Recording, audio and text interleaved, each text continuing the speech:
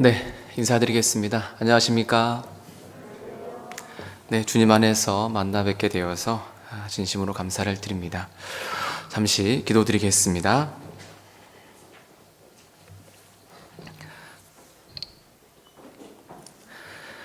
사랑과 은혜가 풍성하신 우리 아버지 하나님, 크고 귀한 구원의 은혜를 예수 그리스도의 보혈의 공로 안에서 값없이 저희에게 베풀어 주신 것 진심으로 감사를 드립니다. 구원해 주시고 거룩한 몸된 교회 안에 지체와 부분으로 연결되어서 주님의 양육을 받으며 주님을 배우고 닮아가고 전할 수 있도록 이끌어 주심도 감사를 드립니다. 늘 주 안에서 기도드리는 것은 우리의 사랑하는 사람들 중에서 이루어지게 되는 사람 없게 되도록 자비를 베풀어 주시고 그들의 완고한 마음, 닫혀있는 심령을 주 성령께서 열어주시고 녹여주시기를 부탁을 드립니다. 저희 역시 주님의 마음으로 주님의 사랑을 온전하게 증거하게 하여 주시고 저희의 입술과 삶이 주님을 온전하게 닮아가고 있음이 사람 앞에서도 인정될 수 있게 되기를 원합니다.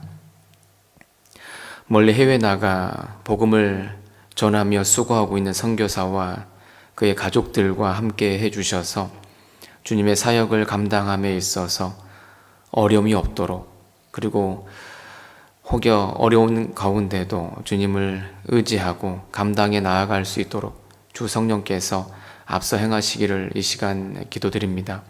말씀을 상고할 때 주님 도와주시고 각 사람의 심령을 일깨워 주셔서 하나님의 말씀이 하나님의 말씀으로 받아들여질 수 있도록 주 성령께서 인도하시기를 부탁을 드립니다.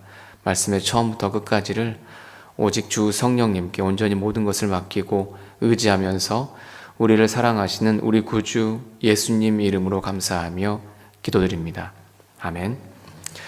네, 함께 성경 말씀 보시겠습니다. 마태복음 26장입니다. 마태복음 26장 1절부터 13절까지 말씀입니다.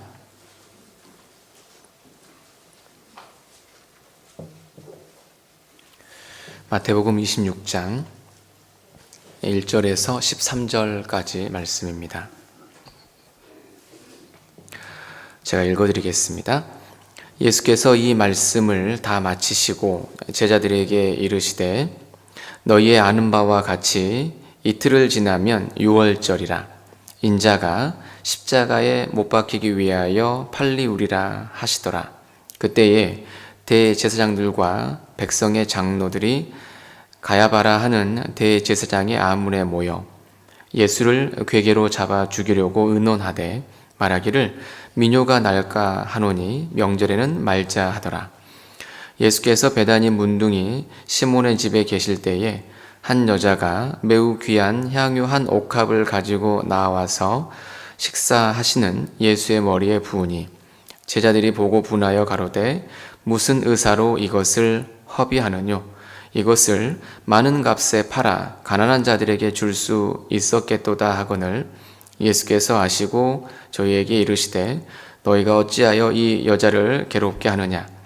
저가 내게 좋은 일을 하였느니라.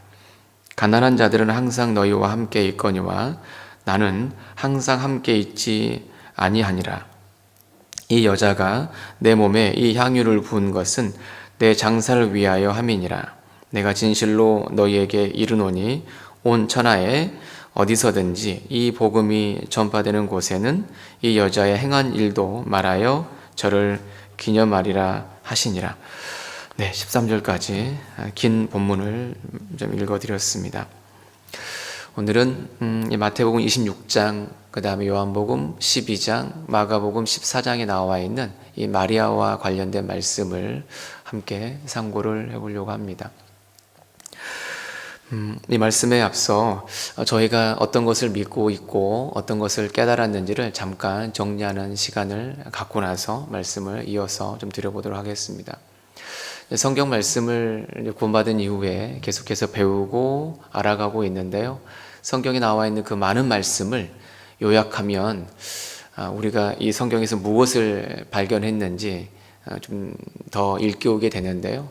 우리가 깨달은 알게 된 것은 하나님은 사랑이시라라는 그 말씀으로 요약을 할 수가 있습니다.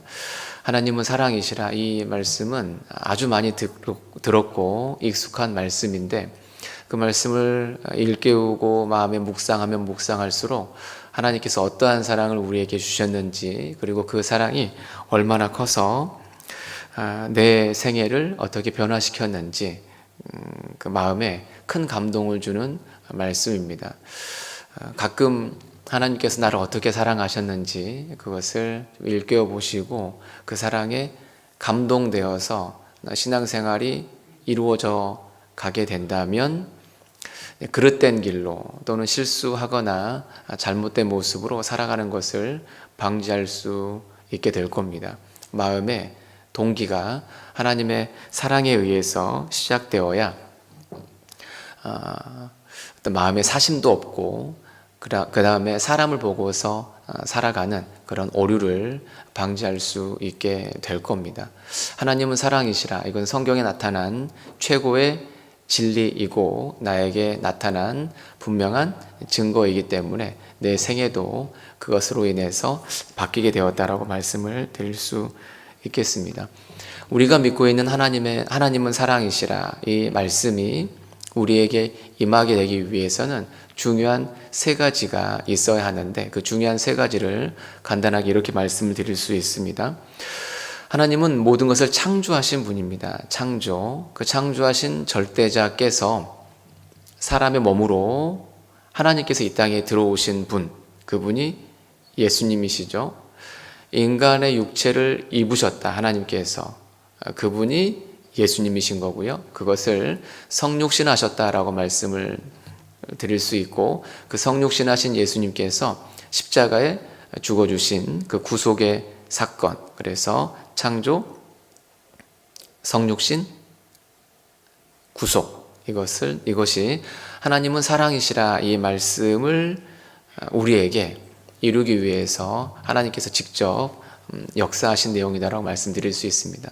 먼저 잠깐 그 창조에 대한 부분을 말씀을 드려본다면, 창조를 통해서 나타난 하나님의 성품들, 하나님의 능력은 간단하게 하나님이 전능자이시다라는 것을 우리에게 알려주십니다.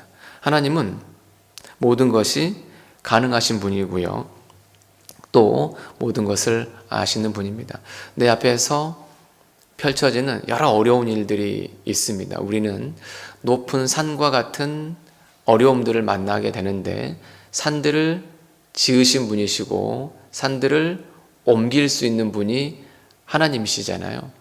전지전능하십니다. 내 앞에 산과 같은 많은 문제들, 산이 아무리 크고 웅장해도 그것을 지으신 하나님의 능력을 생각해 보면 그 산을 넘어설 수가 있게 됩니다. 또 하나님은 실제로 산도 부수시는 분이죠. 그래서 전능자 하나님은 창조주, 이것을 일깨우면 아브라함이 겪었던 문제들, 또 이삭이 겪었던 문제들, 야곱이 겪었던 문제들, 요셉이 겪었던 문제들을 내가 겪게 될 때 그것을 넘어설 수가 있습니다. 창세기를 쭉 읽어보시면 방금 말씀드린 믿음의 유명한 4대 족장이라고 말할 수 있겠죠. 아브라함부터 요셉까지 그들의 신앙 고백 가운데 하나님은 전능하신 분이다라고 그 성경에 기술이 되어 있습니다. 하나님께서 그렇게 말씀하고 계시죠. 전능하신 하나님을 통해서 그들 앞에 나타난 많은 문제를 그들은 이겨낼 수 있었거든요. 그 전능하신 하나님은 또 모든 것을 아시는 분입니다. 전지아시죠. 그 하나님께서 나라는 사람의 사정을 정말 아실까? 아니면 그냥 멀리 동떨어져 있는 하나님으로만 계실까? 이런 이제 의문이 들기도 할 수 있는데, 하나님은 정말 모든 것을 아시는 분이죠. 그 창세기에서 하나님께서 모든 것을 아신다라는 것을 교훈받을 수 있는 중요한 재밌는 사건이 있는데 그 사건이 아브라함의 아내였던 사라와 관련된 이야기입니다. 사라는 아브라함과 나이 차이가 10살이 차이가 납니다. 그래서 아브라함이 하나님의 부르심을 입어서 믿음의 여정을 시작할 때 75세였고요. 그러면 사라의 나이는 65세가 되겠죠. 인간적인 그 상황을 따져봤을 때 임신하는 것이 불가능한, 이제 가임이 어려운 상태에 있는 여인이었습니다. 사라는. 그래서 그는 여러 가지 방법을 통해서 종 중에 하나를 아브라함의 어떤 그 유업을 이을 자로 만들려고 하기도 했고, 또는 애굽 여인이었던 하갈을 데리고 와서 이스마엘을 낳아서 그 유업을 이익게 하려고 하는 여러 가지 방법을 사라와 함께 아브라함이 썼었습니다. 왜냐하면 자신은 임신하는 것이 불가능했기 때문에 그렇습니다. 그런데 아브라함이 장막에 앉아서 쭉 있는데 저기 멀리에 세 사람이 오는 것이 보였습니다. 그래서 아브라함이 그 세 사람을 환대하게 되죠.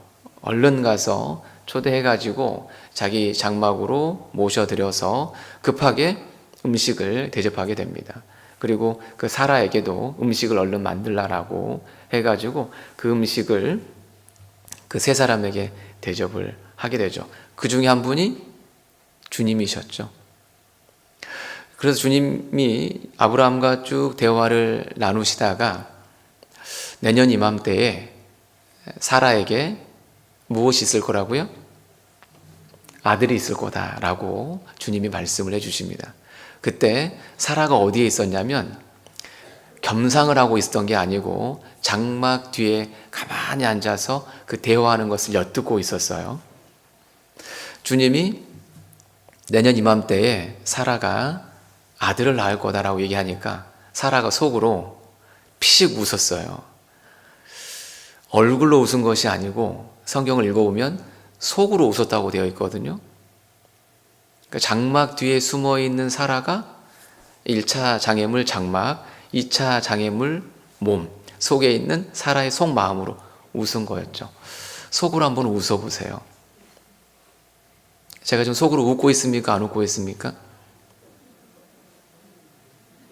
방금은 웃었고요. 지금은 안 웃었습니다.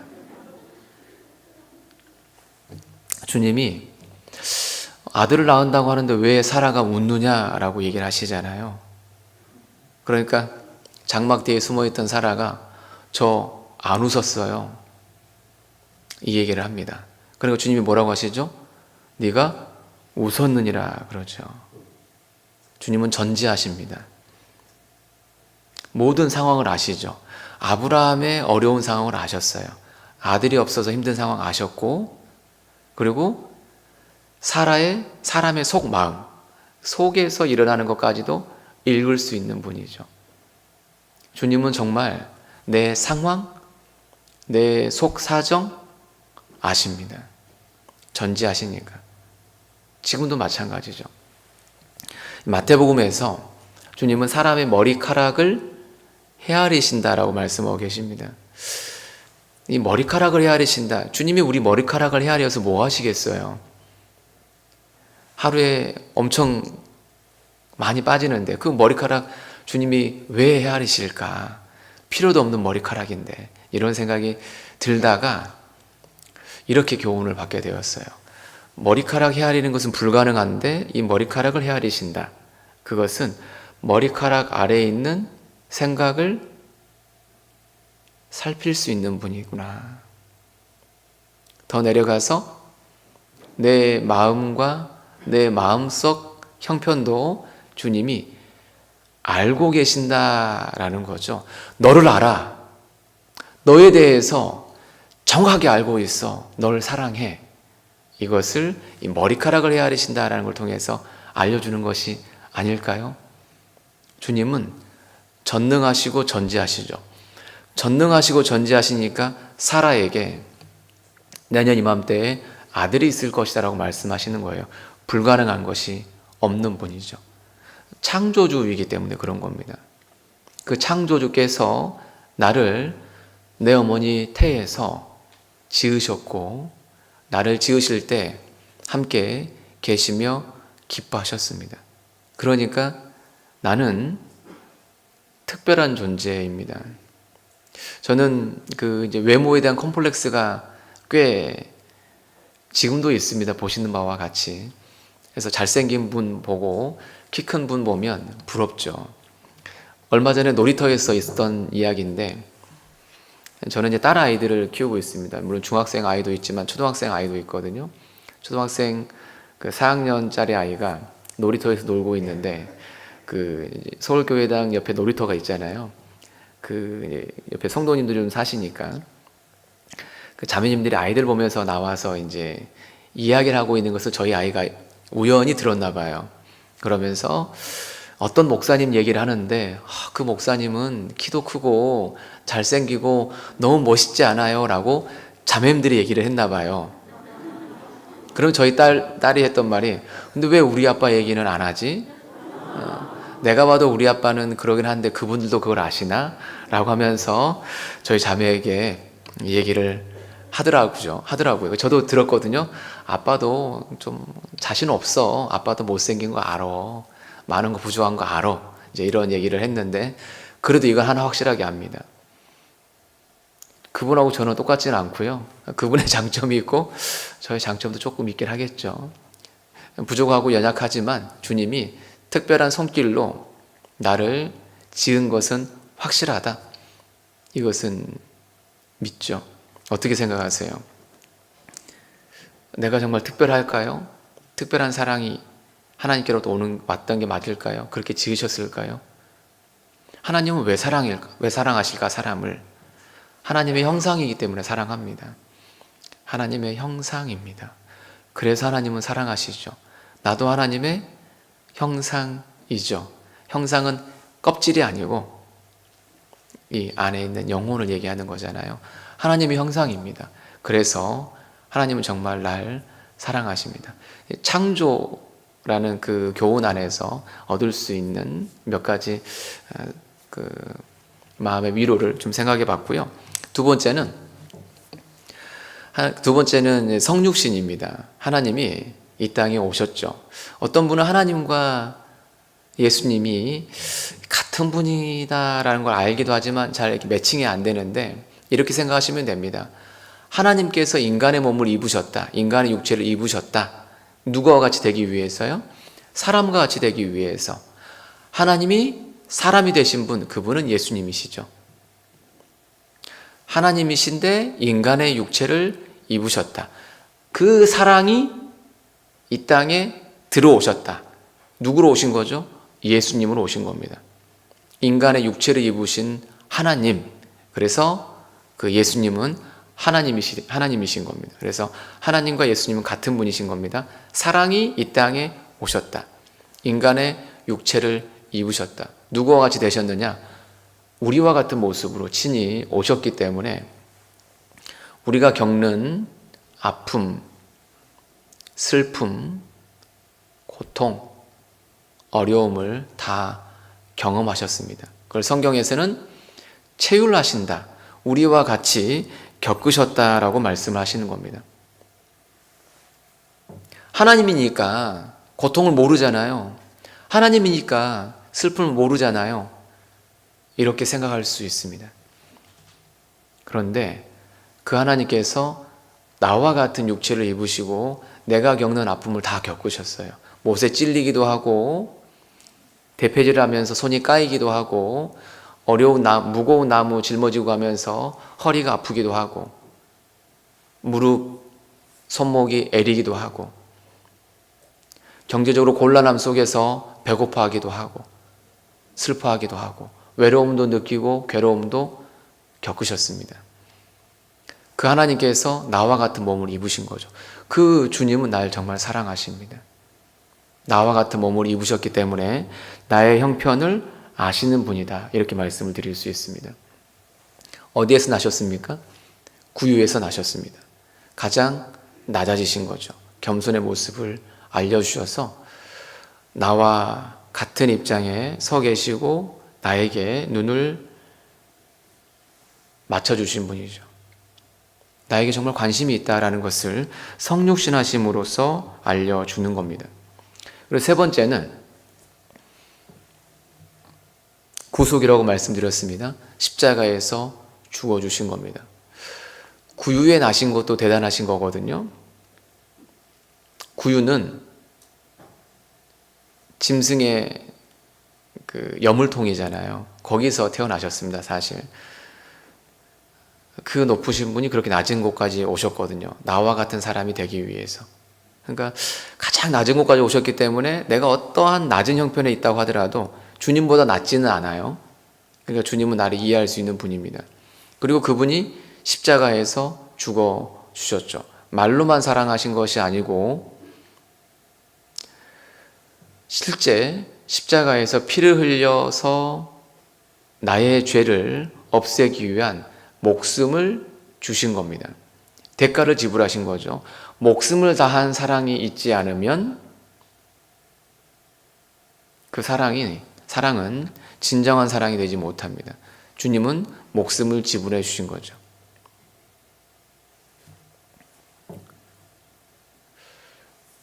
그 십자가에 내가 죽어야 하는데 내가 죽을 곳에 주님이 그 양손과 양발에 못을 박힌 겁니다. 주님이 당하신 그 채찍, 십자가 지기 전에 채찍을 맞으셨잖아요.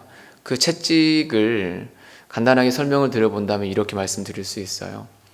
보통 한 9가닥 되는 그 소 힘줄을 꼬아서 9가닥 정도를 만든다고 합니다. 그것을 이 손잡이에 묶어서 가죽으로 대부분 이루어져 있는데 힘줄이긴 하지만 가죽으로 구성되어 있어가지고요. 이게 좀 딱딱하다고 합니다. 평상시에 건조하게 돼버리면. 그러면 그 죄수에게 그 채찍질을 하기 전에 하루 전날 그 물통에다가 이 채찍을 담궈 놓는다고 해요. 이제 물을 먹이는 겁니다. 그럼 채찍이 아주 무거워지겠죠? 그리고 이 살갗에 착 달라붙게 되겠죠.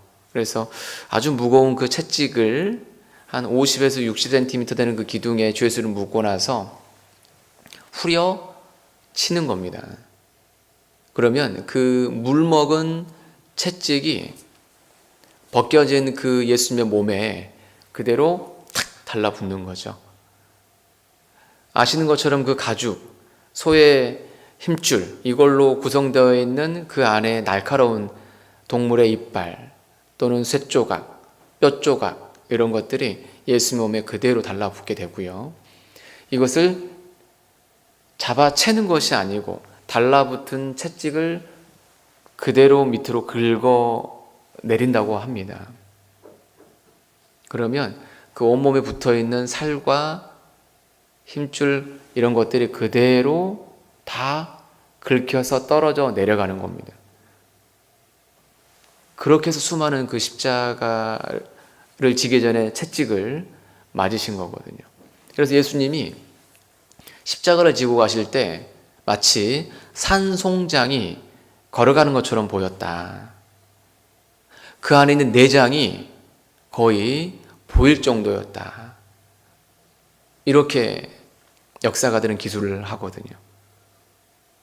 그 십자가의 그와 같은 참혹한 고통을 겪으면서 날 위해서 목숨을 내어놓으신 거거든요. 그 목숨을 다한 사랑이기 때문에 주님의 사랑은 변하지 않습니다. 내가 천국에 갈 수 있는 확실한 증거는 주님이 십자가에서 피 흘리시면서 나의 죄를 영원히 용서하셨기 때문에 그렇습니다. 근데 곰곰이 생각해 보세요. 이게 큰 감사가 되더라고요. 내가 믿는 순간 죄가 없어진 것인가? 나의 모든 죄가요? 내가 믿을 때 없어지는 것인가? 아니면 없어진 거니까 내가 믿는 것인가? 똑같은 말 같은데 순서를 생각해 보면 보세요. 이미 없어진 거예요. 내 죄는 예수님이 십자가에 피 흘려서 다 갚으신 거예요. 근데 그게 언제죠? 2000년 전입니다. 내가 태어나기도 전에 이미 죄는 다 용서가 된 거예요. 내가 그것을 모르고 안 받아들이고 있었던 것 뿐이죠. 내가 믿는 그 순간 뭘 믿은 거냐면, 이미 다 없어진 거잖아. 내가 믿으니까 없어진 것이 아니고 믿기도 전에 이미 없어졌구나. 그러면 나는 그걸 당연히 받아들이지. 그게 믿음이죠. 이거 얼마나 감사한지 몰라요. 내가 믿으니까 죄가 없어진 게 아니고, 정확한 순서를 말하면 예수님이 이미 2000년 전에 나의 모든 죄를 다 용서하셨구나. 내 것도 가져가셨구나. 그러면 나는 거기에 그 은혜에 적용될 수 있는 사람인 거잖아. 그럼 나는 당연히 받아들이지. 이게 믿음이다라는 거죠. 저는 처음에 이것들이 잘 정리가 안 돼가지고 내가 잘 믿는 것 같을 때는 구원을 받은 것 같기도 하고, 더 내가 잘 생활 못하면 구원이 혹시 날 모른다고 하면 어떻게 하지? 이런 좀 그런 혼동의 기간을 저는 좀 꽤 많이 보냈거든요. 근데 성경 배워보니까 나와 관계없이 이미 다 용서가 된 거였어요. 보니까 나의 컨디션에 의해서 나의 구원은 좌우되는 게 아니고 전적인 주님의 은혜였구나. 이것을 성경을 배워가면서 이게 참 감사가 되더라라는 거죠. 그렇죠. 주님이 그 구속, 십자가에 죽어주심으로 인해서 나의 구원을 완성하신 겁니다. 그래서 예수님의 생애를 이렇게 말할 수 있습니다. 구유에서 나셔서 십자가로 가셨다. 구유는 겸손을 얘기하는 거고 십자가는 최고의 희생을 얘기하는 겁니다. 그래서 예수님의 생애는 구유와 십자가 이렇게 얘기할 수 있고요. 예수님이 걸어가신 길은 구유에서부터 시작하셔가지고 십자가로만 가는 그 길을 걸어가셨다라고 말할 수 있습니다. 자, 그러면 구원받은 우리도 마찬가지입니다. 어떤 삶을 살아야 할까? 주님은 성령으로 잉태하셔서 십자가에 죽으셨죠. 우리도 성령으로 잉태된 사람이라고 말할 수 있어요. 우리가 구원을 받을 때 성령께서 주님의 은혜를 믿게 해주셨기 때문에 구원을 받을 때 성령이 우리 안에 들어오셨습니다. 성령으로 탄생한 그리스도인도 주님 행하신 그 길을 끝까지 따라가서 우리도 결과적으로는 죽기 위해 사는 겁니다. 십자가에 죽기 위해 살고 있는 것이다. 그걸 잊어먹으면 안 됩니다. 나는 살기 위해 사는 것이 아니고 죽기 위해 살고 있는 것이다. 누구처럼요? 주님처럼. 내가 죽기 위해 살고 있다라는 것을 크게 일깨우면 일깨울수록 내 앞에 있는 이 세상에 걸리적거리는 것들에 대해서 많이 포기할 수 있습니다. 내가 죽기 위해 살고 있는 거다. 나는 십자가를 지고 가고 있으며 그 십자가에 나는 죽기 위해 살고 있어. 이것을 마음에 크게 일깨우시고 그 십자가를 나는 전할 거야. 그 마음으로 살아가는 사람이 주님을 따르는 사람인 겁니다. 구유에서 십자가로 가신 주님처럼 나 역시 구유에서 십자가로 가는 그 길에서 벗어나지 않도록 조심할 필요가 있습니다. 주님은 그래서 아무 욕심이 없으셨잖아요. 신앙생활 하다가 어떤 내 마음에서 욕심이 생기거나 어떤 사심이 생길 때 그때는 참 조심해야 되겠더라고요. 그럴 때는 그것을 선택하지 않는 것이 지혜인 것 같습니다. 주님이 내 안에 주님이 계시잖아요. 그리고 구원받은 사람은 양심이 밝아진 사람이기 때문에 어떤 잘못된 것들에 대해서 인식할 수 있는 감각을 주신 것 같아요. 다른 말로 분별력이죠. 그 분별력으로 인해서 잘못된 선택에서 바른 방향으로 옮길 수 있게 하시는 것 같아요. 욕심, 사심 이런 것들이 끼면 그것은 선택하지 않는 것이 지혜입니다. 주님은 정과 욕심을 십자가에 못 박으신 분이고 구원받은 사람도 그 정과 욕심을 십자가에 못 박으라고 하셨거든요. 나는 죽기 위해 살고 있다. 이것을 좀 일깨우면서 지내야 되겠습니다. 그래서 우리가 믿고 있는 그 것들이 어떤 것인지를 간단하게 말씀드렸습니다. 하나님은 사랑이시라. 이 놀라운 말씀이 이루어지기 위해서 창조, 전지전능하신 분이다 라고 말씀을 드렸고,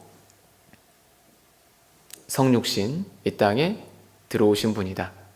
그리고 그분께서 구속, 십자가에 죽어주심으로 그 사랑을 나에게 나타내 주셨다. 많은 사람들이 얘기하고 들어왔던 그 하나님은 사랑이시라, 그 말씀이 나와 직접 연결되었던 것이 그 십자가입니다. 그래서 이것을 잘 좀 기억하고 지내시면 어려운 일 있으실 때마다 능히 잘 감당해 나아갈 수 있는 지혜를 주실 것 같습니다. 오늘 이제 그 본문 말씀은 이 마태복음 26장에 나와 있는 마리아와 관련된 말씀입니다.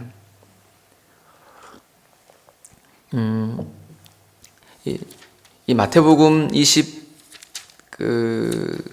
22장부터 보시면 어떤 내용들이 나오냐면 21장에 주님께서 예루살렘에 입성하신 사건이 나옵니다. 예루살렘에 입성하신 것이 예수님 죽으시기 예수님이 금요일 날 죽으셨잖아요. 근데 그 앞에 일요일 날 사건이에요. 그러니까 이 마태복음 21장은 예수님이 죽으시기 며칠 전 사건인 겁니다. 21장부터. 그러니까 21장부터 해가지고 28장까지의 사건이 실은 일주일 안에 이루어진 사건들이에요. 예수님 생애 3년 반 중에 그 공생 기간이 꽤 긴데 21장부터 28장까지 사건, 일주일 사건이 큰 비중을 차지하는 것을 볼 수가 있어요. 복음서를 읽어보면은 예수님의 마지막 일주일 사건을 아주 세밀하게 기록을 해 놓으셨습니다. 왜냐하면 거기가 예수님 생애의 핵심이기 때문에 그래요. 그러니까 오늘 우리가 읽은 이 마태복음 26장 이 본문은 예수님이 잡히시기 그 일주일 안에 있었던 사건이구나라는 것을 알 수가 있겠죠. 그런데 그 21장은 이렇게 외우면 됩니다. 이 편이냐, 이 세상 편이냐, 하나님 편이냐, 예수님이 예루살렘 왕으로 입성하시면서 선택하게 하시죠. 이 편이냐, 하나님 편이냐, 21장 이렇게 외우면 되고요. 22장은 주님께서 이리 오너라 라고 하시면서 많은 사람들을 주님의 잔치로 초대하게 됩니다. 이리 오너라 해서 22장 이렇게 외우면 되고, 23장은 이제 화 있을진저 이 사람들아 라고 하면서 이 사람들아, 23장이죠. 주님이 화 있을진저 하면서 종교가들에게 이제 이야기하시는 내용이 23장에 나와 있습니다. 24장은 마지막 때죠. 2판, 4판 끝나는 판입니다. 그래서 24장. 25장은 예수님께서 그 열처녀 비유와 달란트 비유, 그 다음에 양과 염소의 비유를 통해서 그 혼인잔치, 열처녀 비유를 통해서 이리 오너라 하면서 주님이 다시 오시잖아요. 그래서 이리 오너라 해서 25장. 26장은 내가 이제 이 세상을 떠날 준비가 되었다. 이륙 준비가 끝나가지고요. 주님 죽으시기 직전이어서 26장. 27장은 이제 나를 쳐라. 주님이 죽으시죠. 27장. 28장은 부활하셔서 이 팔을 보라 하면서 28장. 뭐 이런 식으로 외우면 좀 외워질 수가 있어서 잠깐 팁으로 말씀을 좀 드렸고요. 26장은 예수님 금요일 날 죽으시는데 화요일 날에 있었던 사건이에요. 며칠 날 있었다고요? 화요일 날에 있었던 사건인데 그 마리아가 예수님께 향유를 부어드렸던 이 일이 어떤 성경을 읽어보면은 토요일 날 있었던 일로 보이고 여기는 또 화요일에 있었던 것으로 보이거든요. 그런데 자세히 읽어보시면 그 사건이 실제로는 토요일 날 있었던 사건이에요. 일요일 날 입성하셨는데 그 토요일에. 그런데 여기에 왜 화요일 날 주님이 행하시는 그 기적들, 화요일, 그 다음에 가룟 유다가 예수님을 배반하게 되잖아요. 그게 화요일 날에 있었거든요. 그리고 최후의 만찬은 목요일 날에 있었단 말이죠. 그러니까 화요일, 목요일. 왜 화요일, 목요일 사건 속에 토요일 사건이 들어가 있을까? 이런 궁금증이 생기기도 합니다. 생각해 보셨죠? 왜 화요일 사건에 토요일이 들어가 있을까? 이 화요일에는 보시면 유대 종교가들은 예수님을 잡아 죽이자라고 결의를 하게 됩니다. 딱 확정을 하게 되고요. 그때 가룟 유다는 예수님을 팔아 넘기게 되고 26장의 뒤에 후반부에 가보시면 베드로는 수제자죠. 그 베드로는 예수님을 부인하는 사건이 나옵니다. 그러니까 모든 사람들이 예수님을 죽이자라고 공모하고 예수님을 팔아 넘기고 예수님을 배반하는 그때에, 아주 어두운 그때에 밝은 빛과 같은 예수님을 구주로 인정하고 예수님이 왜 이 땅에 오셨는지를 탁 드러내는 그 사건으로 주님이 여기에 탁 삽입해 놓으신 거예요.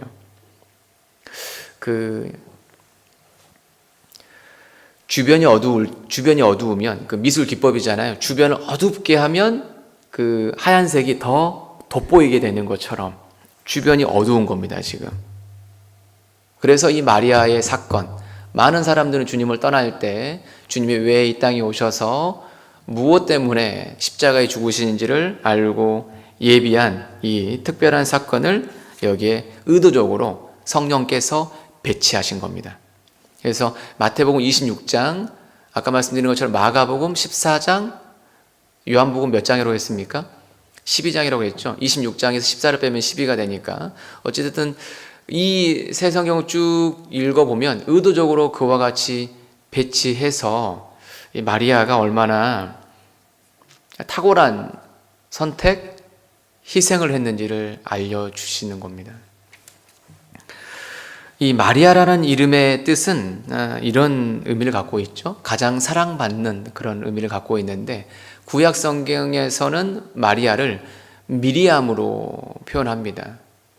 히브리어로는 미리암이고 헬라어로 오면 마리아가 되는 겁니다. 미리암 많이 들어보셨죠?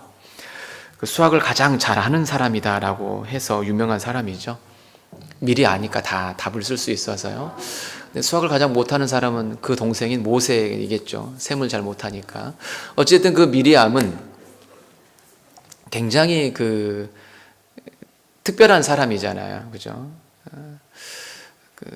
모세를 계속 살폈던 사람이기도 하고 어쨌든 그는 사랑받는 사람, 가장 사랑받는 그런 뜻을 갖고 있는데 이 마리아가 가장 사랑받는 그런 이름의 의미를 갖고 있죠. 정말 사랑받을 만한 사람이에요.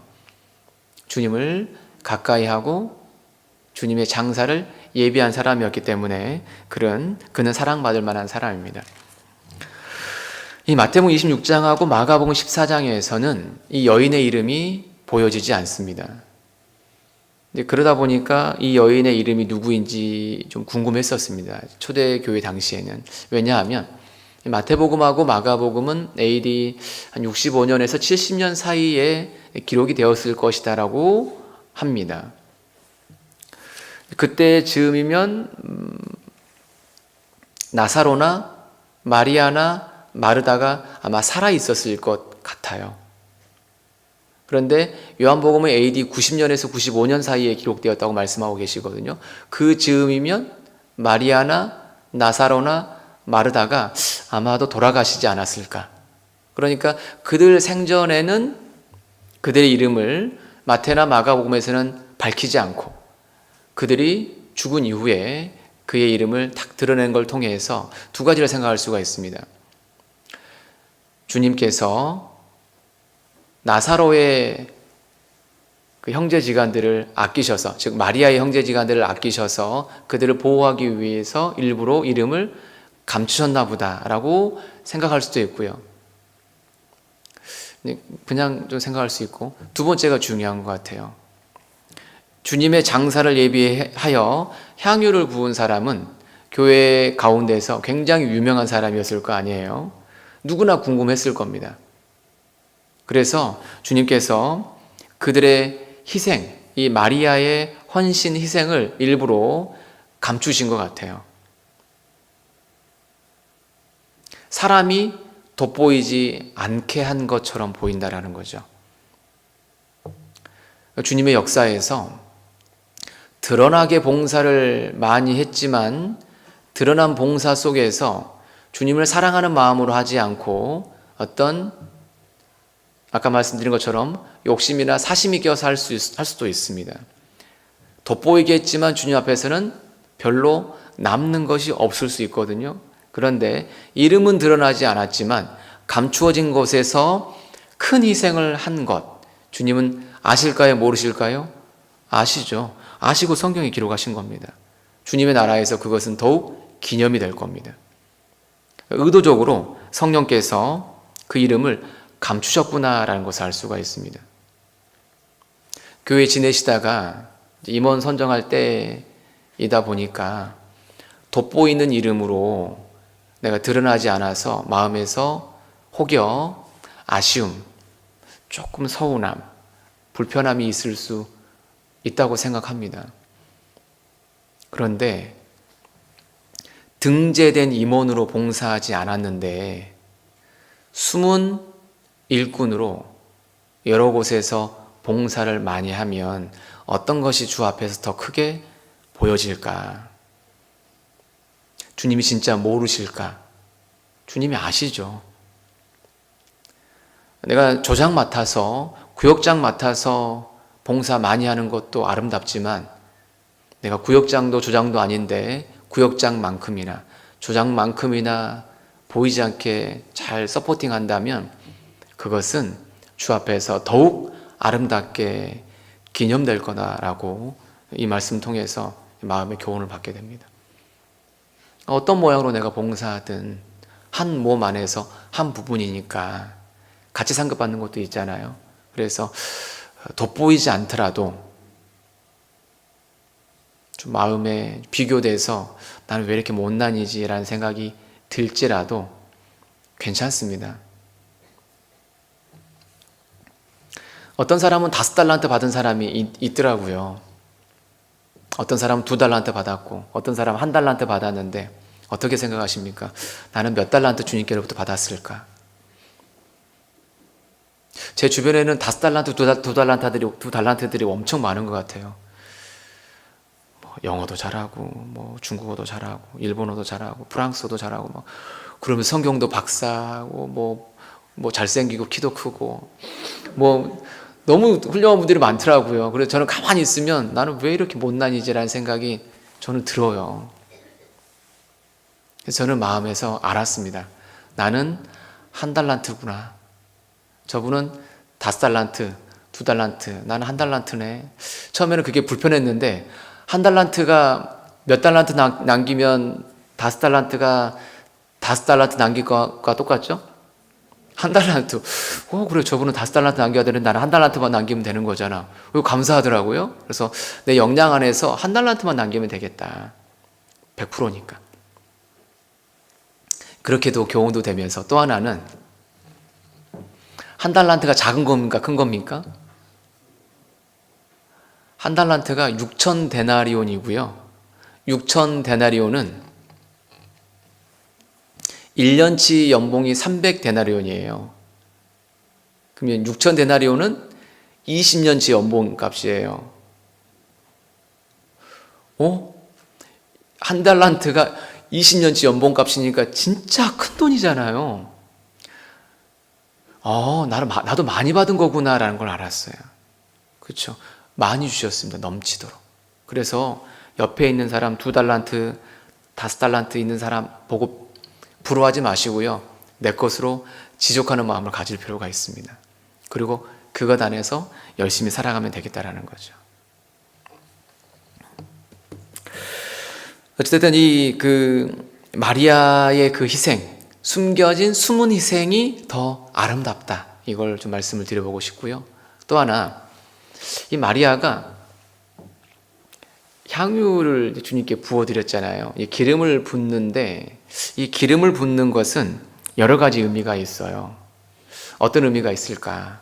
기름을 부음으로 인해서 이것이 거룩하게 구별되었다라는 의미를 갖습니다. 그래서 제사장을 처음 세웠을 때 제사장에 기름을 부었죠. 이거 하나님께 속한 겁니다라는 그런 의미도 있고요. 성전에 있는 기구와 기명, 그릇들에도 기름을 바릅니다. 그 말은 무슨 말이죠? 이것은 거룩한 겁니다라는 의미가 있는 거예요. 기름을 부은다라는 것은 거룩하다라는 그런 의미가 있는 겁니다. 그러니까 마리아의 마음에서 주님은 정말 거룩하신 분입니다. 이런 의미가 담겨 있는 거죠. 그리고 또 기름을 부을 때는 특별한 직분의 기름을 붓습니다. 왕, 선지자, 제사장을 세울 때 기름을 붓죠. 주님은 나의 왕, 나의 선지자, 나의 제사장이시죠. 선지자의 사역을 이 땅의 공생애 중에 말씀을 통해서 가르쳐 주시는 걸 통해서 선지자의 사역을 해주셨고요. 날 위해서. 제사장으로는 지금 주님 보좌 우편에 앉아 계시면서 날 위해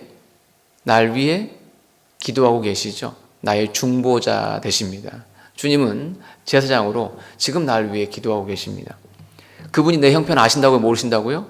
아십니다. 주님이 특별하게 더 관심을 갖고 일어서서 보실 때는 언제이냐면 돌에 맞아 죽을 때입니다. 스데반이 돌에 맞아 죽을 때 주님이 일어서셨잖아요. 그러니까 내 삶에 내가 돌과 같은 걸 통해서 고난을 받고 있으면 주님은 날 더 유심히 보시고 날 위해 더 기도하십니다. 고난은 그래서 주님을 더 깨닫는 은혜입니다. 내 삶의 어려움의 정도가 갈수록 높아져 갑니다. 너무 힘들어요. 그런데 동시에 무엇도 함께 커지는 거냐면 주님의 은혜와 사랑과 능력도 함께 커지죠. 산이 높아지면 높아질수록 하늘이 얼마나 높은지를 보여주는 것처럼 내 삶에 어려움이 오면 올수록 주님이 얼마나 큰 능력과 사랑으로 날 사랑할지가 함께 느껴지는 겁니다. 감당할 수 있는 시험이 갈수록 커져갑니다. 그 말은 무슨 말이죠? 감당케 하시는 주님의 능력이 더 커져가는 것을 알려주는 겁니다. 그래서 주님은 나의 제사장이시고 주님은 현재 다음에 이 땅에 오실 때 나의 왕으로 오실 거예요. 그래서 왕과 선지자와 제사장의 기름을 붓는데 그 기름을 부을 때 마리아의 마음 가운데 혹시 그런 것도 마음에 품고 있지 않았을까 생각을 해보게 됩니다. 그리고 기름을 부을 때는 유대인들은 그 귀한 손님이 집에 올 때 기름을 붓는다고 해요. 귀한 손님. 그 손님에 대한 존경, 그 은총에 대한 보답으로 기름을 붓습니다. 마리아의 마음에 주님이 어떤 분이죠? 가장 귀한 분. 그 사랑이 얼마나 큰지를 알고 있었죠. 그 은총에 보답하고자 하는 마음에서 기름을 부은 것이 되고, 마지막으로는 그 전통 장례 예법에 보면 기름을 바르게 되어 있습니다. 기름을 붓게 되어 있는 거죠. 그래서 실제 주님이 이 마태복음 26장에서 말씀하신 것처럼 장사를 예배하기 위해서 기름을 부은 겁니다. 기름을 부을 때 그 마리아의 마음에서 주님은 가장 귀하신 분입니다. 그 귀하신 주님이 날 위해서 죽으십니다. 주님 너무 감사합니다. 그런 마음의 감사를 담고 기름을 부은 겁니다.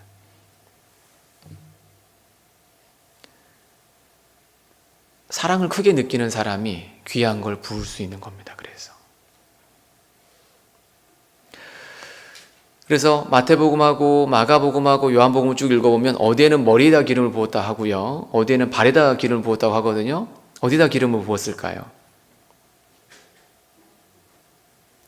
머리에 붓고요, 그것이 몸을 흘러타고 내려서 남은 것은 발에다 부어버린 거죠. 그래서 다 맞는 겁니다. 성경이 잘못됐는데라고 생각하는 사람도 있더라고요. 머리에 붓고 흘러내리게 하고 마지막은 발에다 부었기 때문에 머리에 부은 것도 맞고 발에 부은 것도 맞는 겁니다.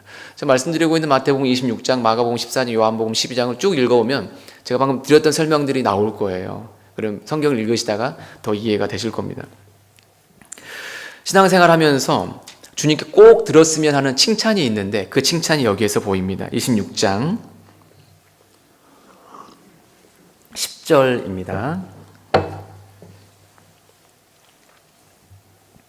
26장 10절. 예수께서 아시고 저희에게 이르시되 너희가 어찌하여 이 여자를 괴롭게 하느냐?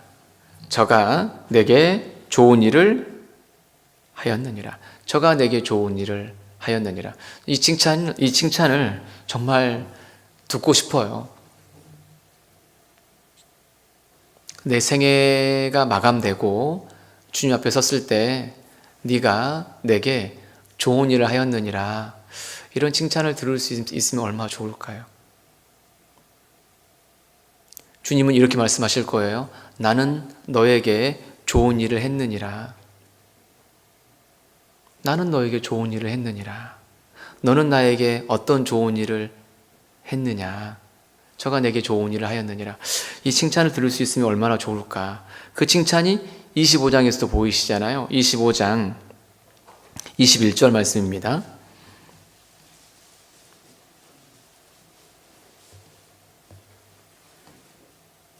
그 주인이 이르되 잘하였도다. 착하고 충성된 종아, 네가 작은 일에 충성하였음에 내가 많은 것으로 네게 맡기리니 네 주인의 즐거움에 참여할지어다 하고, 이 달란트 비유에 관한 말씀에서 5달란트 남긴 사람에게, 즉 100% 남긴 사람에게, 이렇게 보면 더 정확합니다. 100% 남긴 사람에게 착하고 충성된 종아, 잘하였도다. 네가 작은 일에 충성하였기 때문에 많은 것으로 너에게 맡길 거다. 잘하였도다. 착하고 충성된 종아. 그 칭찬을 듣기 위해서 내 삶을 살아야 됩니다. 사람에게 기쁘게 하랴, 하나님을 기쁘게 하랴. 누구를 기쁘게 하랴? 하나님을 기쁘게 하랴. 하나님을 기쁘게 하는 사람은 사람에게도 칭찬을 받습니다. 사람에게 칭찬을 받으려고 하면 하나님에게는 칭찬을 받지 못합니다. 하나님을 기쁘게 하는 삶을 사는 사람은 사람에게도 칭찬을 받습니다. 교회 안에서. 물론 어떤 특정 기간 오해를 받을 수 있지만 길게 보면 칭찬을 받게 됩니다. 나는 하나님만 기쁘게 하기 때문에 교회에 있는 형제자매는 이제 무시하겠다라는 그런 이제 잘못된 마음을 가질 수 있는데, 아닙니다. 하나님을 기쁘게 하는 사람은 사람에게도 기쁨을 줄 수 있게끔 살아야 됩니다. 교회 안에서는. 하나님과의 바른 관계를 가진 사람은 세로막대죠. 십자가에 가로막대도 조화를 이루는 사람인 겁니다. 좌우에 있는 사람과 화목하는 거거든요. 주님께 이런 칭찬을 들을 수 있었으면 참 좋겠다. 그런데 주님께 이와 같은 칭찬을 듣기 위해서는 기회를 잘 잡아야 됩니다.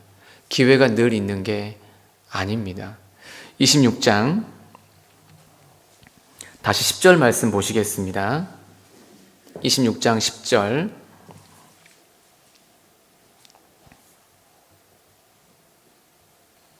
예수께서 아시고 저희에게 이르시되 너희가 어찌하여 이 여자를 괴롭게 하느냐? 저가 내게 좋은 일을 하였느니라. 가난한 자들은 항상 너희와 함께 있거니와 나는 항상 함께 있지 아니하리라. 향유 옥합을 부으니까 그 300데나리온이나 되는 그 거금을 왜 거기다 부어버리냐? 그거 팔아서 가난한 사람 돕는 일에 쓰지 왜 그렇게 낭비해 버리느냐라고 예수님의 제자들이 마리아를 꾸짖잖아요. 그 주동자가 유다였습니다. 근데 주님은 이렇게 말씀하고 계시죠. 저는 나에게 좋은 일을 했고 가장 잘했다. 그러면서 나는 곧 너희를 떠나게 된다. 그렇게 말씀하시잖아요. 가난한 자들은 항상 너희와 함께 있지만 나는 항상 함께 있지 않는다. 오늘이 화요일이니까 금요일 날 십자가에 죽으실 것을 말씀하신 거죠. 나는 항상 함께 있지 않는다. 즉 기회가 늘 있는 것이 아니다라는 겁니다. 기회가 늘 있지 않습니다. 주님의 그 시체에 장사 예법대로 향유를 바르고 향품과 함께 그 시체를 세마포에 쌓아야 되는데 향품과 함께 시체를 쌓기는 했지만 향유를 바르지는 못했어요. 급하게 장례를 해야 되기 때문에 그랬습니다. 누가복음을 봐보겠습니다. 누가복음 24장. 이 향유와 관련된 부분을 말씀드리고 있는데요. 향유가 이 장례 예법에서 나옵니다. 누가복음 23장. 누가복음 23장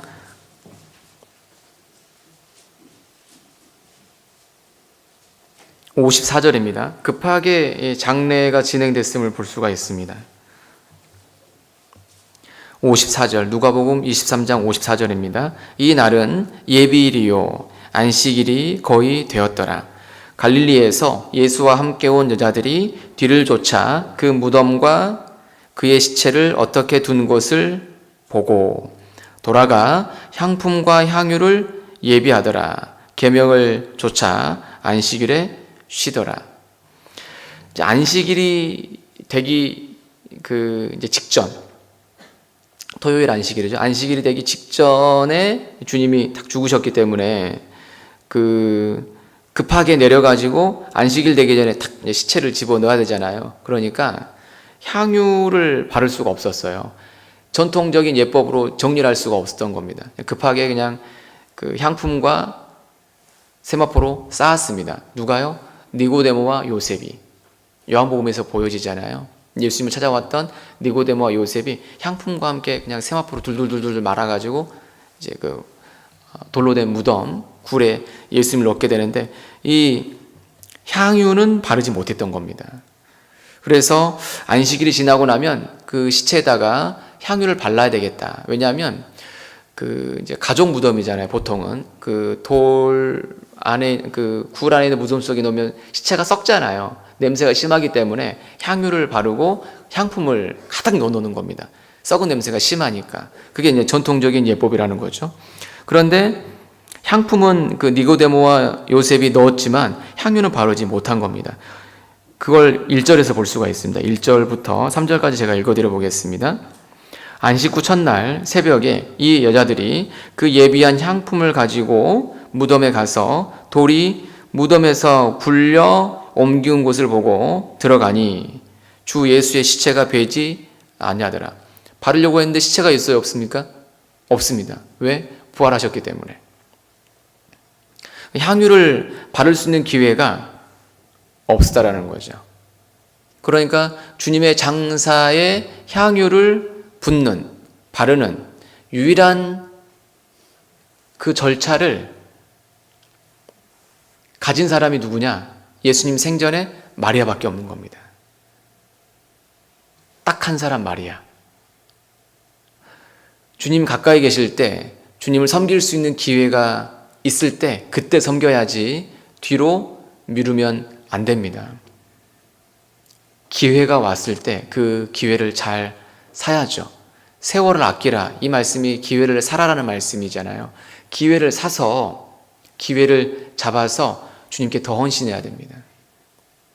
기회를 놓쳐서는 안 됩니다. 신앙생활 이제 구원받고 쭉 지내오면서 봉사할 기회가 여러 차례 있었을 겁니다.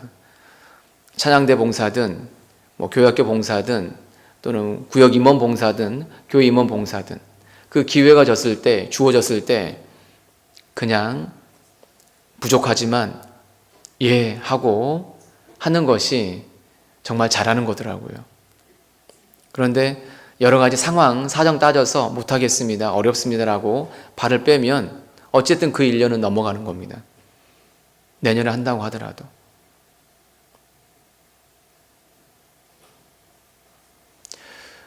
그 임원을 부탁하는 어떤 분들은 내 상황을 모릅니다. 사실 모를 겁니다.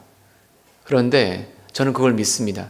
주님은 모르지 않습니다.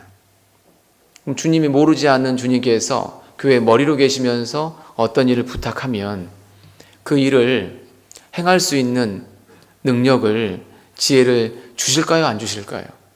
주신다고 우리는 바로 얘기합니다. 근데 그 상황에 들어가면 상황이 더 크니까 일단 거부하죠. 일단은 무조건 해보겠습니다. 많이 도와주시고 알려주시라고. 그렇게 하고 발을 내디뎌야 됩니다. 그러면 요단강이 갈라집니다. 요단강은 두려움이 있는 가운데 발을 내디뎠던 거지 두려움이 없는 가운데 발을 내딛지는 않았을 것 같아요. 몸에 거두는 시기로 물이 아주 많이 출렁출렁하고 있었기 때문에 그때 발을 내딛는 것이 어렵잖아요. 내디뎌야 됩니다. 그러면 열리거든요. 두려울 때 주님이 더 크게 보여야 한다는 거죠. 기회가 왔을 때 봉사든 또는 크게 희생하는 것이든 교회당 지을 때 그때 참여해 보는 게 참 감사한 일이잖아요.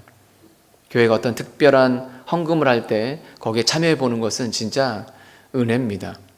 왜냐하면 내가 주님께 드리면 그 순간 손해 보는 것처럼 보이는데 재밌는 것은 그 죽 아시죠? 죽 팥죽 이제 떠가지고요. 팥죽 탁 떠서 주고 나면 움푹 패이잖아요. 움푹 패이는데 조금 있으면 어떻게 되죠? 다시 그대로 되지 않습니까? 이게 똑같더라고요. 내가 주님께 무엇인가를 드리면 주님은 또 그만큼 채워주시더라고요.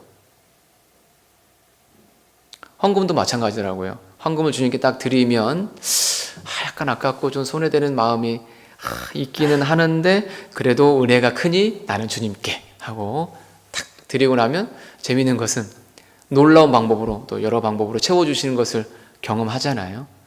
드릴 수 있는 기회가 드려야 됩니다. 드릴 수 있는 기회가 있을 때 드려보는 겁니다. 봉사든 재물이든 나의 재능이든 항상 오는 게 아닙니다. 향유를 부을 수 있는 때가 항상 있었던 게 아니다. 딱 한 번이었습니다. 내가 주님 오시는 것은 모르니까요. 그냥 내가 이제 예를 들어서 내 연수를 성경에서 말하는 대로 70이든 80이든 아니면 100세를 살아갈 수도 있지만 그게 아닐 수도 있거든요. 금방 내가 예상치 못하게 끝날 수도 있거든요. 건강이 계속 유지된다는 보장도 없잖아요. 그래서 기회가 있을 때 내 향유 옥합을 부어 드려야 됩니다. 향유 옥합을 부어 드릴 때 향유 옥합 위에 이걸 그 토기에다가 밀봉을 한다고 그래요. 그래야 이게 탁 보관이 되니까 부을 때 위에를 이렇게 깨고 위에를 이렇게 탁 쳐서 병을 깨고 붓는 거거든요. 향유 옥합과 같은 나라는 사람의 목을 꺾어서 내 안에 있는 좋은 것을 주님께 부어야 악취가 안 납니다. 향기가 나는 겁니다. 진짜를 부어야 됩니다. 하는 척하면 안 됩니다. 목을 꺾고 내 안에 있는 주님의 은혜 안에서 받은 것을 감사하면서 부어야 한다는 거죠. 기회가 왔을 때입니다. 기회를 놓치면 향이 빠집니다. 그래서 좋은 향기름일 때 붓는 게 좋잖아요. 이제 그런데 그 기회가 왔을 때 힘을 다해야 된다. 방금 말씀드린 것처럼 꺾고 붓자라고 되어 있는데 이 마리아가 부은 것에 대해서 주님이 이런 칭찬도 더하십니다. 마가복음 14장을 넘겨서 보겠습니다. 마가복음 14장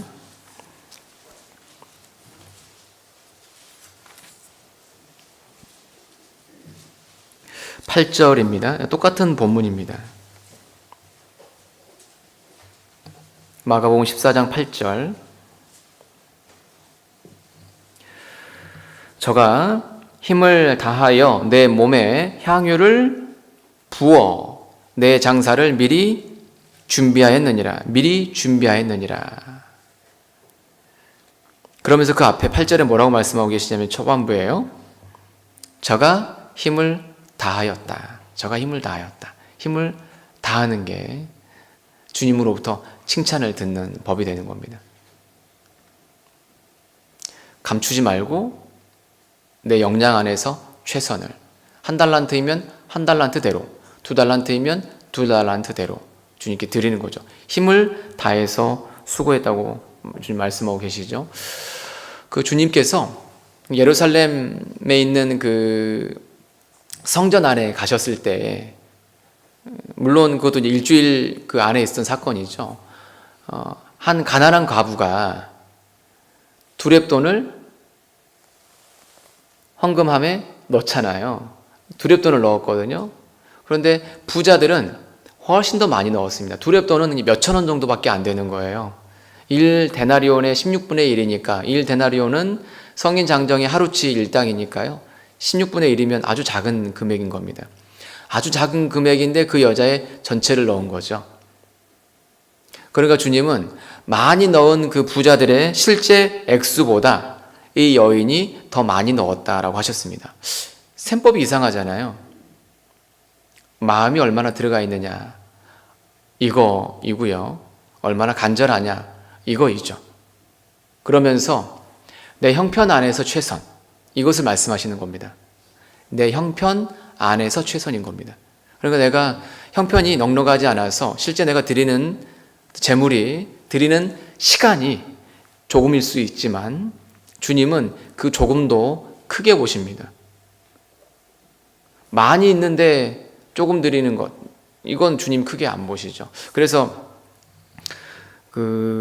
주님 안에서 계산법은 많이 넣는 것보다 넣은 후에 얼마가 남았느냐, 이렇게 계산하는 것이 지혜다라고 얘기를 하더라고요. 참 마음에 와닿더라고요. 얼마를 넣었느냐 보다도 넣은 후에 얼마가 남았느냐, 그것이 최선이 되겠죠. 그게 힘을 다해야 한 거니까 그게 진짜 남는 겁니다.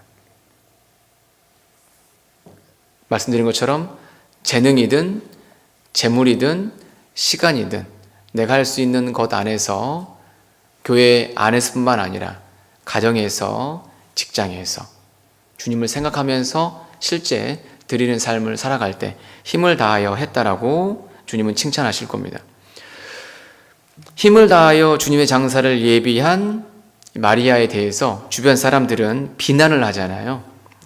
마태복음 26장입니다.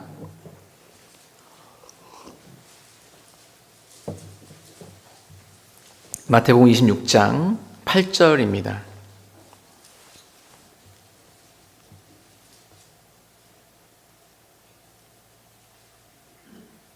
(26장 8절) 제자들이 보고 분하여 가로되 무슨 의사로, 무슨 뜻으로 이것을 허비하느뇨라고 제자들은 마리아의 행동에 대해서 비난을 합니다. 냉정한 사람, 이해 타산적인 방관자죠. 그들은 마리아의 행동에 대해서 단순한 낭비로 보고서 비난을 했습니다. 이 향유옥합의 가치가 300데나리온 정도 된다라고 요한복음에서 말씀하고 계시는데요. 부등호를 한번 해보면 재밌겠더라고요. 보세요. 예수님의 제자들은 300데나리온과 예수님이 있으면 누가 더 귀했습니까? 그쵸.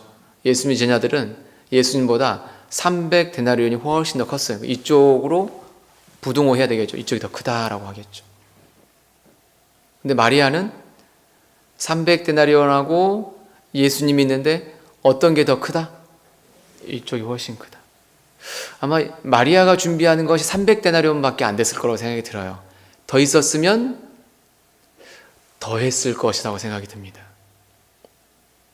그녀의 역량에서 최선이었다고 생각이 들어요. 힘을 다해야 한 거니까. 왜냐하면 이 세상에 있는 그 어떤 모든 것보다 가장 귀한 분이 나의 주님이십니다 라는 고백이잖아요. 그래서 이건 허비가 아닙니다. 주님께 귀한 것 드린 거죠. 그런데 300데나리온이 더 큰 사람은 왜 무가치한 것에 300데나리온을 부어? 300데나리온보다 못한 분이야, 주님은. 이렇게 마음의 생각을 품은 것으로 보여진다라는 거죠. 내게 있어도 주님은 몇 데나리온이신가요? 정말로? 그 300데나리온은 이 세상에 있는 모든 것으로 말할 수 있을 겁니다. 이 세상의 재물, 이 세상의 명예, 이것이 주님보다 더 커지게 되면 나의 모든 신앙은 낭비로 생각이 들 수 있습니다. 왜 허비하느냐라고 비난을 합니다. 구원받지 않은 사람들은 당연히 구원받은 사람의 생활을 이해하지 못하기 때문에 모든 것 낭비한다고 하잖아요. 쓸데없이 시간 허비하면서 교회 다닌다고, 낭비한다고 얘기합니다. 그런데 내가 낭비할까, 나를 비난하는 그들이 낭비할까 생각해 보면 그들은 진짜 쓸데없는 것에 많은 시간을 낭비하고 살거든요. 보세요. 물고기 몇 마리 잡는다고 밤새도록 낚싯대 계속 밤새 시간과 재능과 재물을 허비하면서 낭비하는 거잖아요. 그게 낭비 아닐까요? 나의 취미다. 또는 공 하나 탁 치고 쪼르륵 쫓아가가지고 또 탁 치고, 공 쫓아가면서 가는 것이 어쩌면 그게 이제 물론 사업상 필요할 수 있는 거지만 우리를 낭비한다고 비난하는 사람들의 이야기를 얘기하는 겁니다. 그게 낭비이지 않을까요? 축구 결승전 본다고 새벽까지 TV 앞에 앉아있는 그것이 낭비이지 않을까요? 살 좀 빼겠다고 2시간 동안 런닝머신에서 열심히 달리는 그게 낭비 아닐까요? 주님과 관계된 곳에서 내가 열심히 하는 것은 그건 낭비가 아니잖아요. 구원받지 않은 사람들은 그렇게 그걸 낭비라고 얘기하거든요. 그런데 구원받은 사람은 시간과 헌신을 허비이고 낭비라고 생각하지 않습니다. 왜? 주님은 냉수 한 그릇도 다 기억하신다라고 말씀하고 계시기 때문에 그렇습니다. 그리스도인의 생애는 주님께 산제사를 드리는 것과 같습니다. 로마서 12장을 통해서 보면 제사, 자 보세요.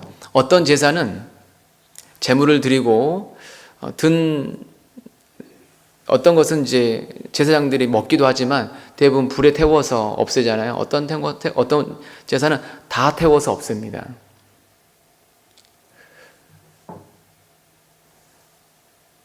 태울 거니까, 신앙이 병들면 어차피 태워서 드릴 거니까 병든 것, 저는 것, 이것을 드리자.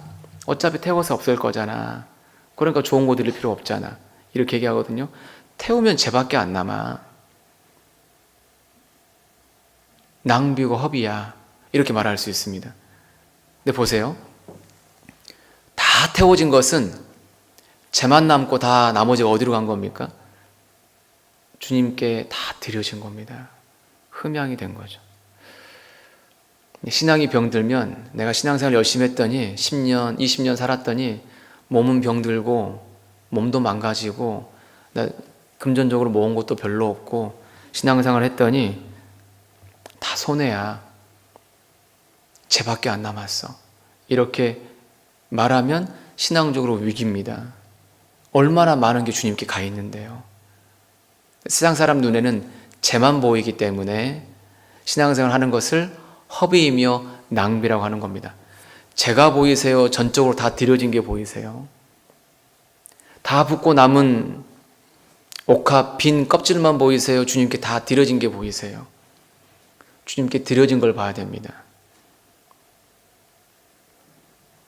신앙생활이 얼마나 값진 것인데요. 그 주님께 드리는 것, 이것을 기쁨과 감사함으로 받아들여야 됩니다. 이스라엘 민족들이 신앙이 병드니까 주님께 더러운 떡을 주님의 제단에 드리고,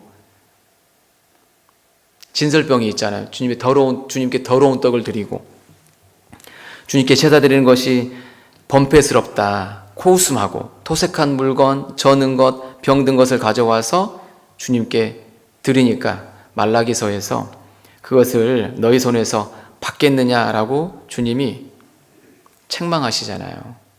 잘못하면 안 좋은 거 주님께 드리게 됩니다. 왜? 낭비라고 생각하니까. 주님의 그 제자들의 마음과 같이요. 왜 허비하느냐라고 핀잔했잖아요. 저희 주말에 어떤 봉사했는데요 라고 하면 카톡에 공지가 뜨면 서로 한다 그래가지고 마감이 빨리 되세요? 아니면 그 대상자 구하느냐라고 한참 기다리세요?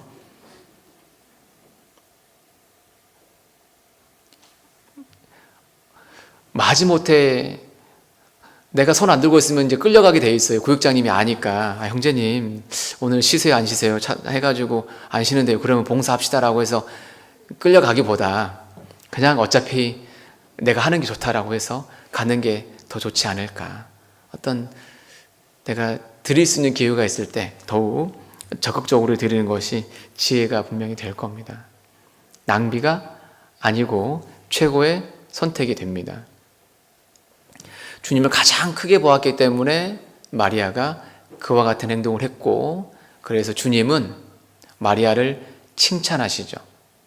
어떤 칭찬하십니까? 그 당대만 칭찬한 것이 아니고 계속 마리아는 칭찬해야 해 라고 하신 겁니다. 그것을 기념하리라 라고 말씀하신 겁니다. 마태복음 26장 12절입니다.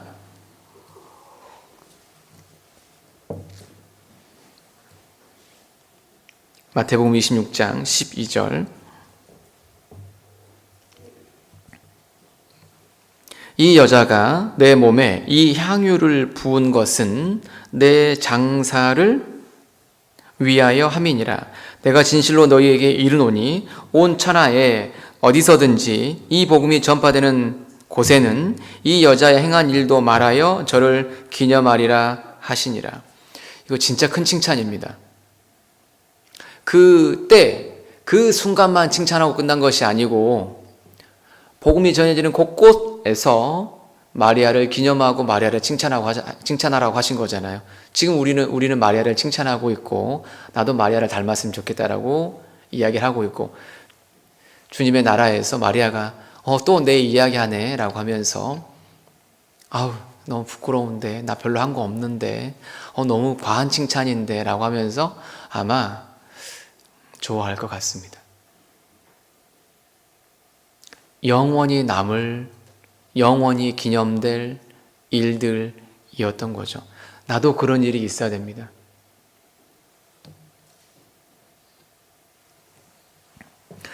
저를 기념하라. 무엇을 기념하는가? 마리아의 행위를 기념하라. 마리아 행위, 주님의 장사를 예비한 거죠. 두 가지를 알 수가 있는 거예요. 주님의 장사를 일깨운다.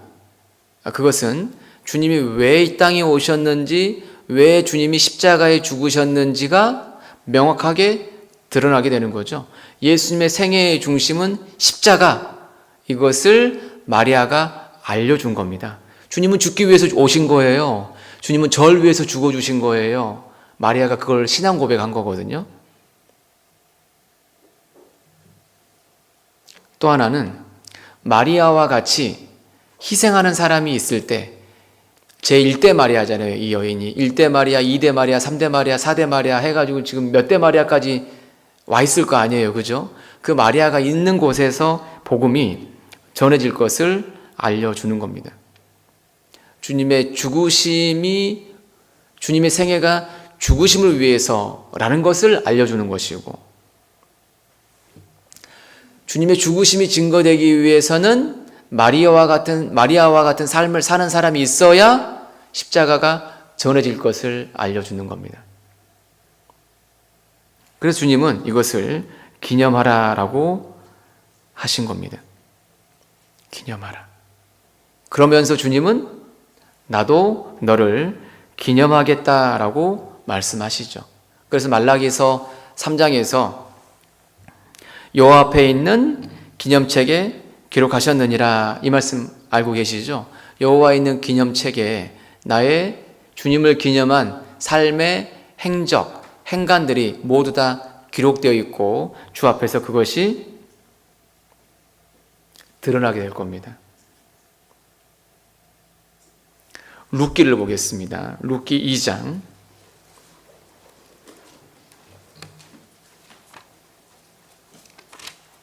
룻기 2장 11절 12절입니다.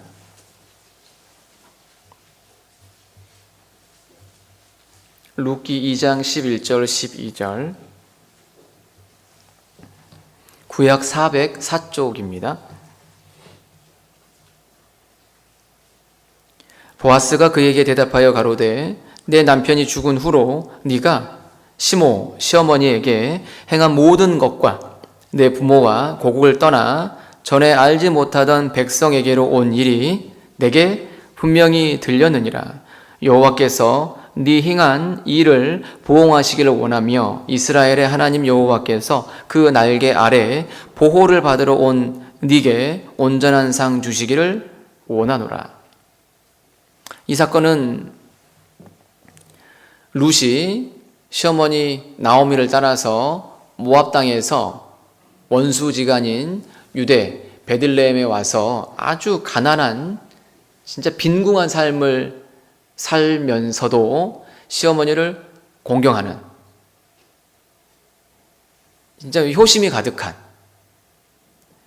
그러면서 시어머니를 따라온 것이 아니고 시어머니의 하나님을 따라왔다라고 고백하는 그 룻의 그 믿음, 그리고 실제 순종적인 행위들이 그 유대 베들레헴 지역에 싹 퍼져 있었던 겁니다.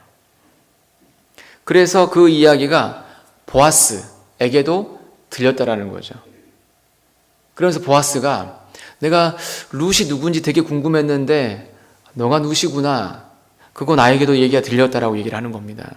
11절에요. 보아스가 그에게 대답하여 가로되 내 남편이 죽은 후로 삶에 희망이 없잖아요. 네가 시모에게 행한 모든 것과 내 부모와 고국을 떠나 전에 알지 못하던 백성에게로 온 일이 내게 들렸느니라.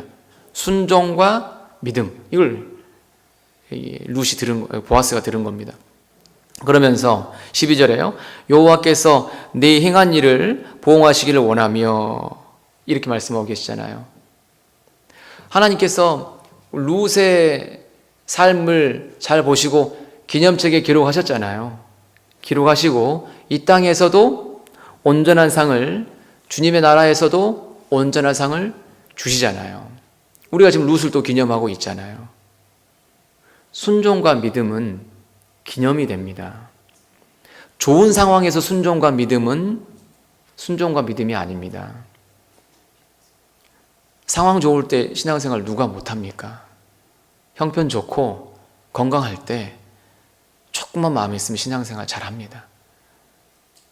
그때는 신앙의 진위가 드러나지 않고 어렵고 곤란할 때 그때 그의 믿음의 진위가 나타나죠. 순종할 수 없는데 순종하는 것, 믿음으로 살기 어려운데 믿음으로 살아가는 게 진짜잖아요. 그게 기념이 되는 겁니다. 그래서 룻은 그녀는 온전한 상을 실제 받았잖아요. 기념이 되었습니다. 우리가 오늘 배우고 있는 마리아처럼요. 내 하루하루가 주님의 나라에 기록되고 있습니다. 어떤 것을 기록하고 있을까? 상을 주기 위해서 기록하고 있는 겁니다. 상을 주기 위해서. 그래서 저분 많이 한다, 저분 너무 잘한다, 그런 것들 때문에 너무 마음에서 힘들어하지 마시고 내 역량 안에서 한 달란트이면 한 달란트답게, 두 달란트면 두 달란트답게 봉사하면 되는 거다. 그러면서 진심으로.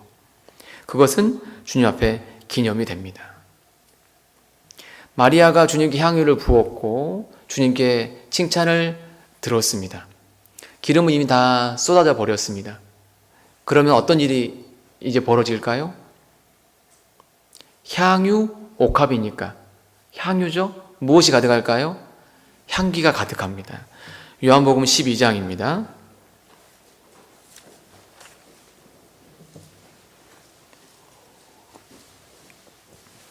요한복음 12장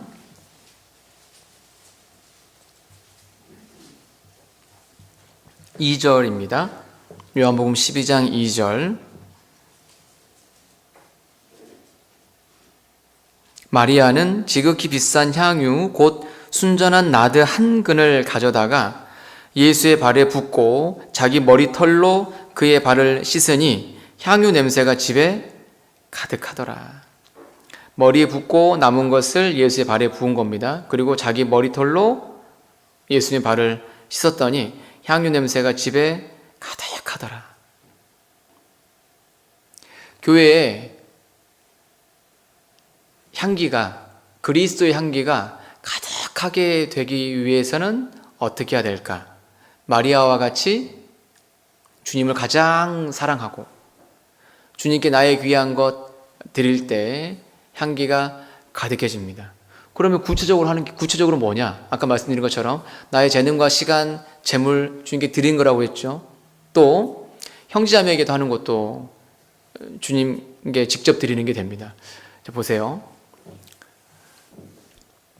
여기 귀한 향유라고 되어 있잖아요. 매우 귀한 향유, 지극히 비싼 향유, 지극히 비싼 향유.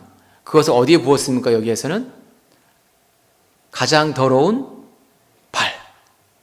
지극히 비싼 것하고 가장 더러운 발하고 이렇게 대비해서 보여주시잖아요.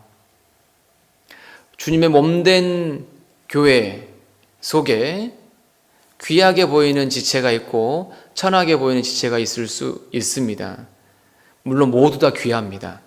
인간적인 눈으로 귀하고 천하고 내 스스로 생각할 수 있는데 모두 다 귀하죠. 발도 귀한 거니까. 그런데 어찌됐든 이제 발에 부었다.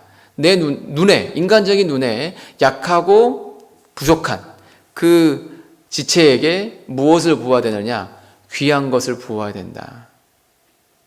귀한 것을 약하고 천하고 부족한 것에 부을 때 그건 향기가 더 나게 되는 겁니다. 더러운 것을 덮어버리니까. 내게 있는 귀한 거, 몸된 교회 속에 있는 약한 지체에게 더 많이 손을 내밀고 더 많이 베풀고 더 많이 돕고, 그걸 주님이 귀하게 보십니다. 그러면서 몸가짐은 어떻게 하는 거냐? 보세요. 머리털로 발을 씻겼죠. 그럼 자세가 이렇게 하는 건 아니잖아요. 어떻게 이렇게 해서 이렇게 씻기겠어요? 어떻게 해야 될까요? 일단 무릎을 꿇고 자세를 매우 낮추죠. 낮은 자세로 숙여서 가장 신체에서 가장 위에 있는 것을 가장 아래까지 낮춰야 진정한 섬김이 되는 겁니다. 숙여야 됩니다. 내가 사회적으로 어떤 사람인데 그런 거 없습니다. 몸된 교회 안에서 나를 낮추고 숙이고 아무도 하지 않는 그런 일들 가운데 내가 들어갈 때 그것을 주님이 아름답게 보시고 그것이 교회의 향기를 가득하게 하는 겁니다. 이 교회의 향기가 가득하다는 것은 주님께도 흠양되는 거잖아요. 향기가 가득해야 또 다른 사람이 구원받는 일이 벌어지는 겁니다. 교회 왔더니 너무 좋아요. 왔더니 괜히 좋은 곳 있잖아요. 느껴지잖아요. 교회는 그러해야 됩니다. 어떻게 할 때 그렇게 될까? 낮춰야죠. 귀한 것을 부어야 됩니다. 머리를 숙여서. 작은 자에게 한 작은 일이 곧 내게 한 큰 일이다라고 말씀해 주셨잖아요. 그래서 이 헌신의 결과를 통해서 복음이 더욱 힘있게 전해질 것이다. 교회가 더욱 생동감이 있게 될 것이다 라고 주님이 알려주는 겁니다. 그래서 나의 옥합, 이 옥합을 깨트려서 주님께 더욱 부어드려야 되겠다, 그런 마음을 갖게 됩니다. 우리가 질그릇이다라고 이제 고린도 후서에서 말씀하고 계시는데, 질그릇과 같다, 향유 옥합을 이제 나로 생각했을 때요, 질그릇이다, 이건 무슨 의미가 있을까요? 연약하다, 깨지기 쉽다. 즉 나는 연약한 존재이기 때문에 주님의 능력과 도움으로만 살 수 있다라는 그런 의미가 담겨 있으면서, 향유 옥합을 담으려면 깨끗해야 되겠죠. 깨끗하게 구별되어야 하고, 채울 때 어디까지 채워야 될까요? 요한복음 그 2장에서 볼 수 있는 것처럼 항아리에 물을 채울 때 얼마만큼요? 아구까지 가득 채우라 그랬잖아요. 말씀으로 가득 채우는 겁니다. 그리고 자기를 붓고 완전히 전부를 쏟아 넣고 자기를 깨야 향유가 흘러 넘치는 것처럼, 기드온의 항아리를 깼을 때 횃불이 나온 것처럼 내 안에 있는 주님의 빛이, 향기가 나올 거예요. 내가 질그릇이다라는 것을 기억을 해야 됩니다. 사마리아 여인이 항아리 버리고 가버렸잖아요. 주님 전하기 위해서 나를 버리고 주님을 전하는, 이렇게 갈 때 향유가 부어져서 교회에 향기가 가득하게 되고 주님께 영광이 돌아갈 겁니다. 그래서 이 향유 옥합 말씀 좀 배우면서 마음에 신앙생활을 어떻게 해야 되겠다, 이 마리아와 같은 마음으로 실제적으로 어떻게 행동해야 되겠다라는 그런 좀 교훈들이 남았으면 참 좋겠어요. 정리하면서 이 부분만 좀 살펴보겠습니다. 누가복음 10장입니다. 누가복음 10장 한 두 구절만 좀 넘겨보겠습니다. 누가복음하고 마가복음하고요. 누가복음 10장 42절입니다. 마리아는 주님의 말씀 듣는 것을 굉장히 즐거워했잖아요. 말씀을 잘 들었기 때문에 주님의 장사를 빨리 캐치할 수 있었어요. 말씀을 잘 듣는 것이 그 생애를 주님께 드리는 삶의 출발점이 되는데, 누가복음 10장 42절 말씀 보시면요. 그러나 몇 가지만 하든지 혹 한 가지만이라도 족하니라. 마리아는 이 좋은 편을 택하였으니 빼앗기지 아니하리라 하시니라. 마리아는 어떤 편 택했다고요? 좋은 편. 진짜 좋은 편 택했어요. 좋은 편 택했다. 이 말씀하고 비슷한 말씀이 마가복음입니다. 마가복음 14장 6절입니다.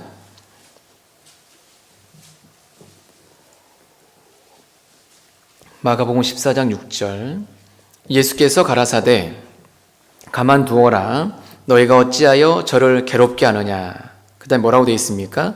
저가 내게 좋은 일을 하였느니라. 좋은 편을 선택했던 그녀가, 말씀을 주님 발 앞에서 듣던 그녀가 결과적으로 좋은 일을 했습니다. 마리아는 좋은 편, 좋은 일을 했는데, 마리아와 대비되는 인물이 이 마가복음에서 누가 나오냐면 유다가 나옵니다. 유다에 대해서는 이렇게 예수님이 말씀하십니다. 21절입니다. 인자는 자기에게 대하여 기록된 대로 가거니와 인자를 파는 그 사람에게는 화가 있으리로다. 그 사람은 차라리 나지 아니하였다면 제게 좋을 뻔하였느니라 하시니라. 마리아는 좋은 편, 좋은 일, 여기 유다는요 좋을 뻔하였느니라. 너무 대비가 되잖아요. 성령께서 일부러 대비해서 이 성경을 기록했음을 알 수가 있습니다. 우리는 구원을 받음으로 인해서 모두 다 주님의 제자가 되었습니다. 주님의 제자가 된 우리는 주님께 더욱 좋은 일, 기쁜 일을, 선한 일을 하며 드리며 살다가 주 앞에 가야 될 겁니다. 그래서 교회 안에 더욱 서로 사랑하시고 주변에 있는 사람들 전해서 주님 안으로 인도하시다가 주 앞에 서시기를 간절히 바라봅니다. 기도드리겠습니다. 사랑과 은혜가 풍성하신 우리 아버지 하나님, 한 시간 말씀을 듣고 배우며 마땅히 어떻게 우리가 주님을 귀하게 사랑해야 할지, 섬겨야 할지 생각해보는 시간 갖게 해주신 것 감사드립니다. 우리가 먼저 가신 주님을, 또 앞서 주님을 섬긴 마리아를 따르며 배워서 우리를 통해 주님께 영광이 되고 교회가 기쁨을 주님께 드리는 일들이 더 많아질 수 있도록 도와주시기를 원합니다. 한 시간 함께 해주신 것 진심으로 감사드리며 예수님 이름으로 기도드립니다. 아멘.